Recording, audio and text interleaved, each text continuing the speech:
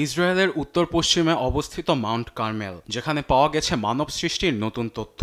এখানকার স্কুহুল গুহায় প্রায় 1,40,000 বছর আগের প্রাচীন মানুষের দেহাবশেষ খুঁজে পেয়েছেন গবেষকরা। 1928 সালে এই গুহা আবিষ্কারের 3 বছরের মাথায় এখানে 1 ডজনেরও বেশি কঙ্কাল উন্মোচন করা হয়। দীর্ঘ গবেষণার পর গবেষকরা দিলেন নতুন তথ্য। নিয়ান্ডারথাল ও আধুনিক মানুষের সংমিশ্রণের সবচেয়ে প্রাচীন প্রমাণ পাওয়া গেছে এখানে। এদের শরীরবৃত্তীয় গঠনেও পাওয়া যায় ভিন্নতা। ধারণা করা হচ্ছে প্রায় 1.5 লাখ বছর আগে সেখানে এই দুই প্রজাতি একসঙ্গে বসবাস করত এবং তাদের মধ্যে আন্তঃপ্রজনন ঘটেছিল। আবিষ্কৃত প্রথম কঙ্কালটি ছিল একটি 3 থেকে 5 বছর বয়সী শিশুর, যার মধ্যে নিয়ান্ডারথাল ও হোমোসেপিয়েন্স দুই প্রজাতিরই বৈশিষ্ট্য পাওয়া গেছে। অনুমান করা হচ্ছে এই দুই প্রজাতির মধ্যে আন্তঃপ্রজননের সবচেয়ে প্রাচীন প্রমাণ এটি।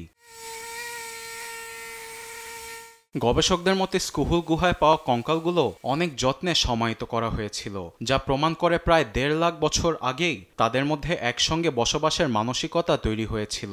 তবে বিশেষজ্ঞরা বলছেন শুধুমাত্র কঙ্কাল দিয়েই পুরোপুরি নিশ্চিত হওয়া যাবে না এগুলো সংকর প্রজাতির। এটি নিশ্চিতে আরও পরীক্ষা করা হচ্ছে।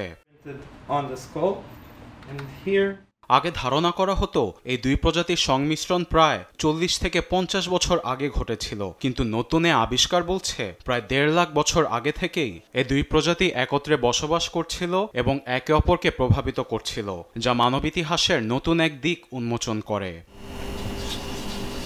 নিউজ ডেস্ক, দেশ টিভি।